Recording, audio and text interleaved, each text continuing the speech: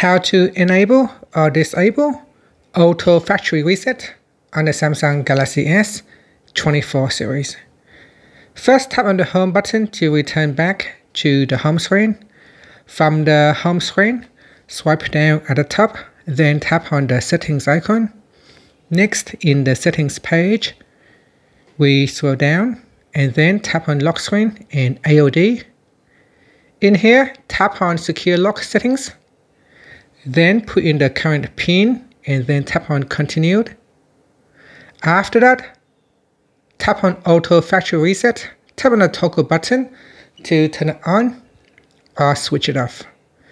And instead of after 20 incorrect attempts to unlock your phone, it will be reset to factory default settings, and all data will be erased, including files and downloaded apps.